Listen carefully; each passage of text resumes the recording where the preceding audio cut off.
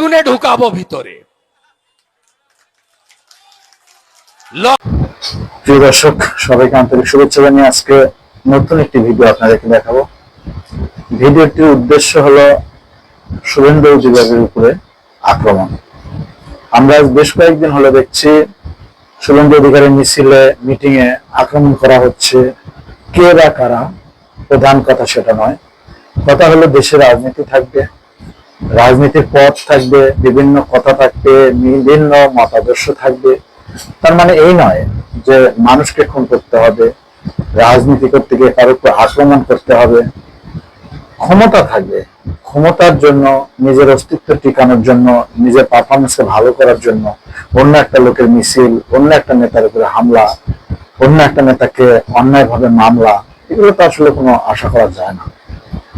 আজ আমরা দেখলাম গত 2 দিন দুটা জায়গায় শুভেন্দু অধিকারীকে আক্রমণ করা হয়েছে। যদি ওনার ভাগ্য ভালো না হতো, হয়তো উনি মারা পড়ে যেতেন।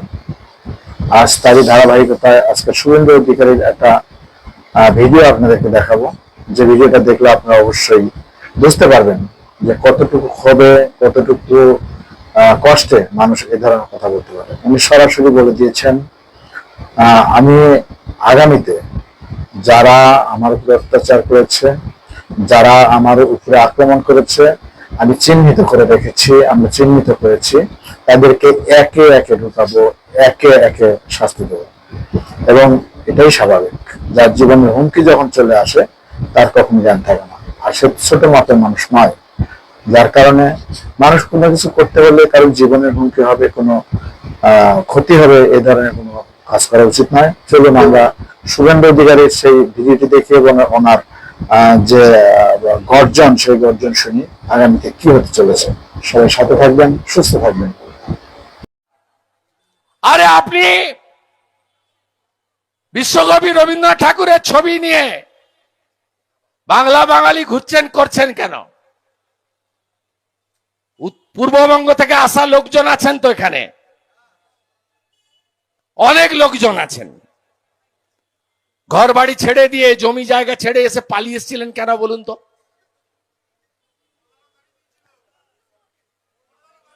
মোল্লারা তাড়িয়ে দিয়েছিল। মোল্লারা কি ভাষায় কথা বলে? হ্যাঁ, তা আপনিও তো বাঙালি, টালিগঞ্জ, যাদবপুর, আপনিও পূর্ববঙ্গের লোক, লাল হলুদের সমর্থক। আপনি বাংলায় কথা বলেন, আপনাকে ওপারের থেকে তাড়িয়েছিল, আপনি নিজে এসছেন না আপনাকে তাড়িয়েছে আপনার বাবা মা ঠাকুরদাকে? যারা তাড়িয়েছে তারা বাংলায় কথা বলে, তারা মমতা ব্যানার্জির বিশেষ ভোট ব্যাংক। দেখছিলেন না ছবিতে? মাথায় টুপি, মুখে দাড়ি, আমার গাড়ির উপরে গুনে গুনে ঢুকাবো ভিতরে। লক্ষণ সেটকে ক্যালেন্ডার করা লোক আমি, গুনে গুনে ঢুকাবো। একটাও বাংলাদেশের মুসলমান রোহিঙ্গা যারা কোচবিহারে খাগড়াবাড়ির মসজিদ থেকে রাজ্যের বিরোধী দলনেতার উপর আক্রমণ করেছে, হিসাব আমি নিয়ে নেব, আপনারা ভরসা রাখুন। আপনাদের আশীর্বাদ ছিল বলে বেঁচে গেছি। ওটা যে ভিডিওতে দেখছিলেন না, বোতল ছুটছে, ওটা জল ছিল না, পেট্রোল ছিল। যখন কাঁচ ভাঙতে পারেনি, পেট্রোল ছড়াচ্ছিল, আর 3 মিনিটে দেশলাই কাঠি মারত।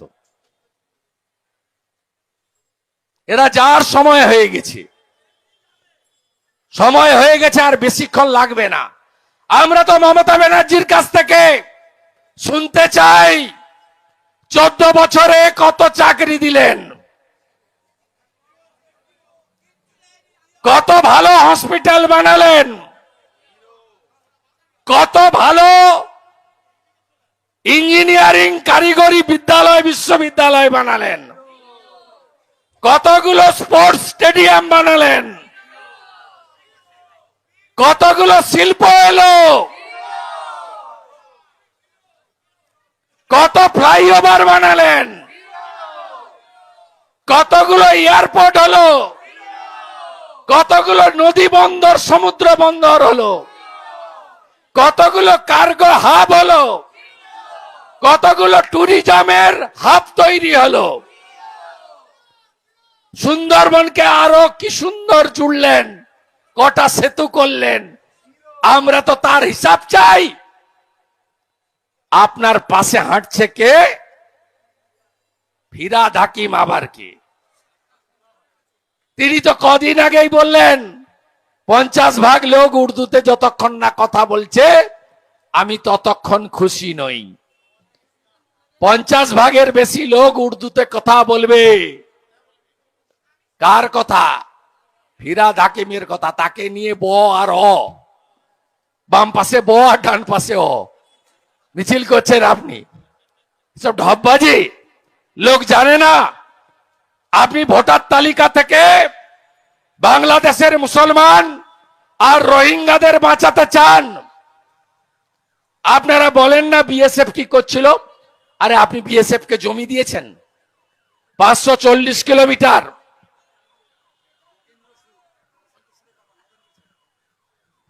বাংলাদেশের বর্ডারে 540 কিলোমিটার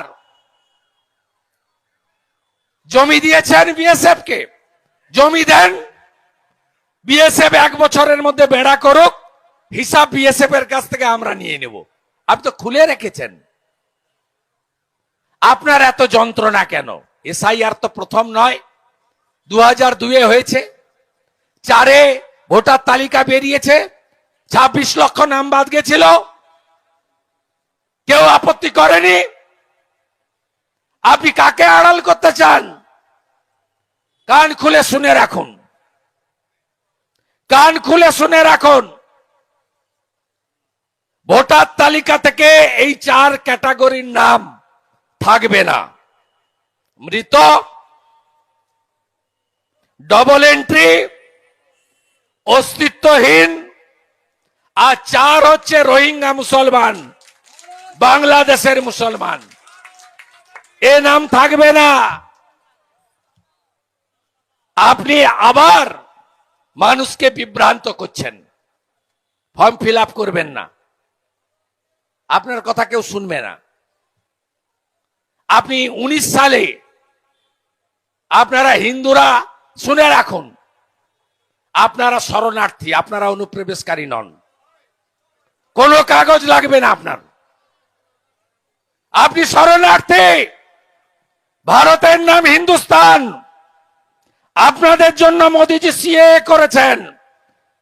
আর বাংলাদেশি মুসলমান রোহিঙ্গা এরা অনুপ্রবেশকারী। অনুপ্রবেশকারীদেরকে দরজা বন্ধ, বুলডোজারের মাথায় তোলো আর গোসাবা পার করে ওপারে ফেলো।